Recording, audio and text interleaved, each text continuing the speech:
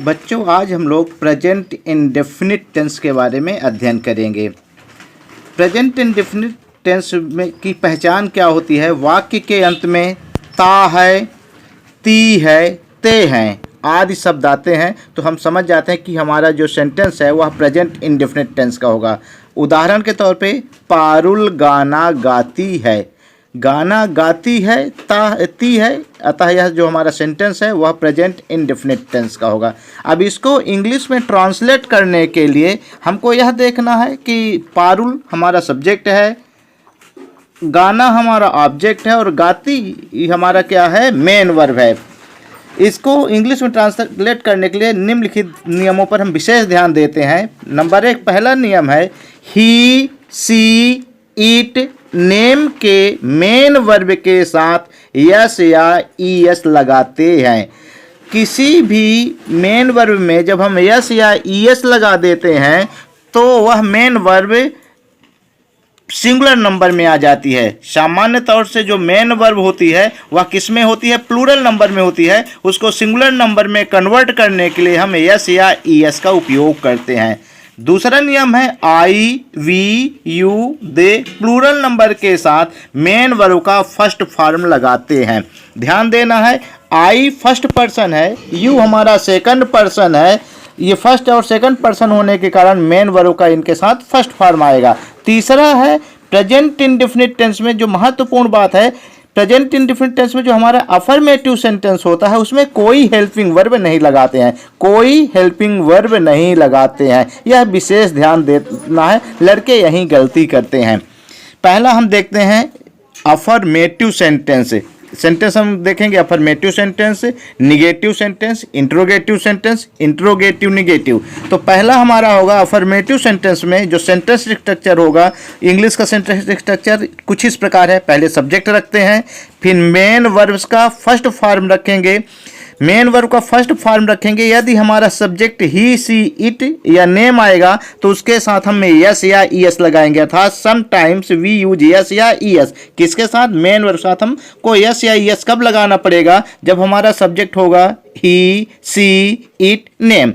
यदि इनके अलावा दूसरे आते हैं हमारे subject I, we, you, they plural number तो यस यस नहीं लगाएंगे। फिर हमको ऑब्जेक्ट रखना है और सेंटेंस के बाद में जो लास्ट में जो अदर वर्ड्स आते हैं उनको हमको लास्ट में रखना है। इसको हम एक एक एग्जाम्पल से देखते हैं। वे पुस्तक लाते हैं, वे पुस्तक, दे ब्रिंग बुक्स, वे के लिए दे ब्रिंग बुक्स। वह फल तोड़ती है, सी आया तो सी प्लक्स, PLUCKS प्लक्स फ्लावर्स। मैं पत्र लिखता हूं, आई राइट अ लेटर। तुम फल लाते हो, यू ब्रिंग फ्रूट्स। गाय हमें दूध देती है, काउ गिव्स अस मिल्क। वर्षा होती है, इट रेन्स। ये सभी हमारे अफर्मेटिव सेंटेंस हैं। अब हम देखेंगे निगेटिव सेंटेंस, प्रेजेंट इंडेफिनिट का निगेटिव सेंटेंस। निगेटिव सेंटेंस में फिर से हमको नियम ध्यान रखना है, पहचान वही होगी। नियम क्या रहेगा? ही, सी, इट नेम के साथ helping verb does, DOES, does not लगाते हैं। नंबर दूसरा नियम है I, we, you, they plural number के साथ डू नॉट लगाते हैं।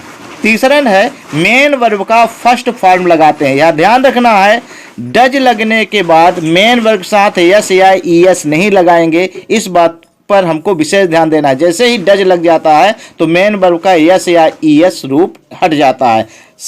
सेंटेंस स्ट्रक्चर क्या होगा निगेटिव सेंटेंस का? पहले सब्जेक्ट रखेंगे, फिर हमारा हेल्पिंग वर्ब क्या होगा? Do not, does not, main verb, object और अदर वर्ड्स।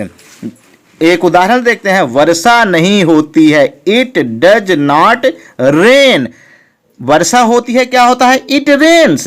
लेकिन वर्षा नहीं होती है तो इसका क्या होगा translation? It does not rain. तुम पढ़ाई नहीं करते हो, यू डू नॉट स्टडी। तो यू के साथ क्या लगेगा? हेल्पिंग वर्ब हमारा क्या लगेगा? Do not. लड़के पुस्तक नहीं पढ़ते हैं तो लड़के बॉयज हो जाएगा, do not read book. Interrogative sentence हम देखते हैं प्रेजेंट इंडेफिनिट का। तो इंट्रोगेटिव सेंटेंस दो प्रकार के हो सकते हैं। एक तो हमारा क्या से शुरू हो कि क्या वह पत्र लिखता है, क्या वर्षा होती है, क्या से प्रारंभ होने वाली, जिसका आंसर है यस या नो आता है, हाँ या ना। तो इसके लिए हम क्या रखते हैं, does oblique do plus subject plus main verb plus object. Does और डू लगाने का नियम पुराना है, ही सी इट नेम के साथ डज लगेगा, आई वी यू दे के साथ डू लगेगा। जैसे क्या तुम फल काटते हो, डू यू कट फ्रूट्स।